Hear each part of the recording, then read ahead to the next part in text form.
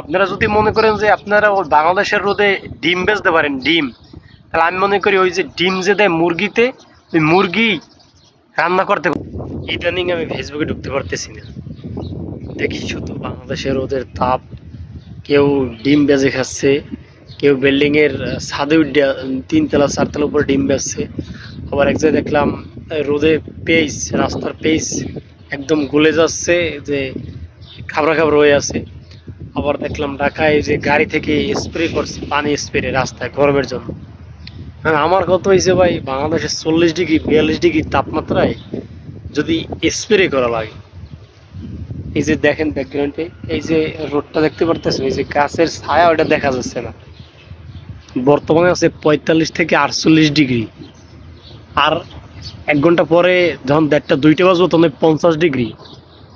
এত একটু সৌদি আরবে গরম শুরুই হয় নাই, এইতে 50 ডিগ্রি তাপমাত্রা।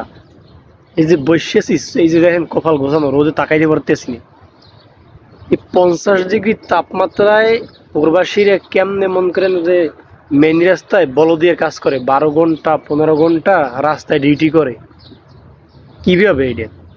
বাংলাদেশে 42 ডিগ্রি রোদ তা সহ্য হয় না, আর প্রবাসীরা 42-45 ডিগ্রি রোদ তা কোনো কিছু মনে করতেছে না, এত কষ্ট করে।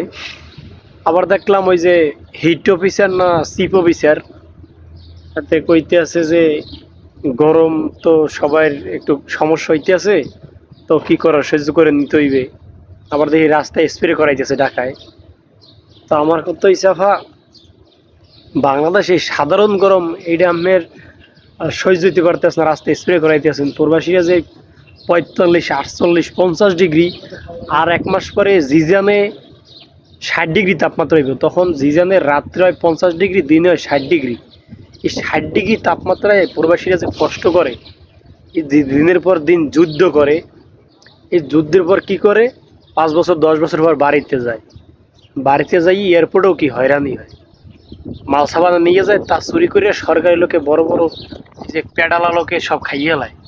ওই বিষয়ে কোনো তো নজর দেখলাম না যে আজ পর্যন্ত।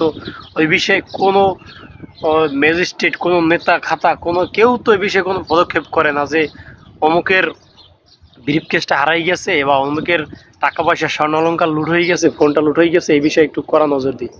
এ বিষয়ে তো কেউ না করে।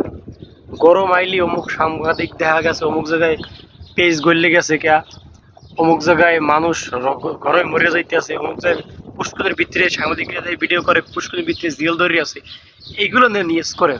প্রবাসীরা 50 ডিগ্রি সেলসিয়াস তাপমাত্রায় কাজ করে যখন দেশে যায়, এরপরে হয়রানি হয়। এই যে এত কষ্টের টাকা, প্রতিদিন মনে হয় যে 2 কেজি ঘাম ঝরে, এই যে শরীরের যে এই যে ব্লাড, এটা ঘামাইয়া যে রক্ত পানি হয়ে পড়ে যায়, তারপর যে টাকা ইনকাম করে, ওই টাকা নিয়ে আবার বাড়িতে যাইতে পারে না, এরপরে হয়রানি হয়। টাকাগুলো লুট করে নিয়ে যায় বড় বড় সরকারি লোকে, এই যে ব্রিফকেস, টাকা স্বর্ণ অলঙ্কার সব চুরি করে। এই বিষয়ে তো কেউ কোনো নজর দেয় না, কোনো সাংবাদিকের ভালো একটা হেড নিউজ দেখি না যে এটা নিয়ে ভালো তোলপাড় চলে। তো সবাই একটু প্রবাসীদের প্রতি করেন, তারা যেন হয়রানি না হয়, এত কষ্ট করে। দেখেন সাধারণ 40-42 ডিগ্রি সেলসিয়াস তাপমাত্রা বাংলাদেশ সহ্য হয় না, আর অলরেডি এই যে দেখেন একটু তাপমাত্রা দেখেন, আমি ব্যাকগ্রাউন্ডে দেখাই, দেখেন ওই যে অলরেডি মনে হয় যে 45 ডিগ্রি আছে, এখন বাজে 12:30, 45 ডিগ্রি। যখন 2টা বাজবে 48-50 ডিগ্রি হইব, তখন কেমনে সহ্য হয়? তো আপনারা যদি মনে করেন যে আপনারা ওই বাংলাদেশের রোদে ডিম বেচতে পারেন, ডিম, তাহলে আমি মনে করি ওই যে ডিম যে দেয় মুরগিতে, ওই মুরগি রান্না করতে পারবো। এই রোদে মুরগি কাটিয়ে যদি আমি তেলমরিচ দিই, মুরগি সেদ্ধ হয়ে রান্না হয়ে যাব। তাহলে বুঝুন একবার প্রবাসীরা কি কষ্ট করে। সবাই একটু প্রবাসীর দিকে নজর দেন, যাতে তারা হয়রানি না হয়, সুষ্ঠুভাবে বাড়িতে যাইতে পারে। সবার প্রতি একটু ইয়া করেন। আর সাংবাদিক ভাইরা প্রবাসী নিয়ে একটু নিউজ টিউজ করেন, প্রবাসী অনেক কষ্টে আছে, ইনকাম করে, ইনকাম ঠিকমতো দিচ্ছে না, এদের ইনকাম মারিয়ে দিচ্ছে। তো এই বিষয়ে একটু নজর দেন।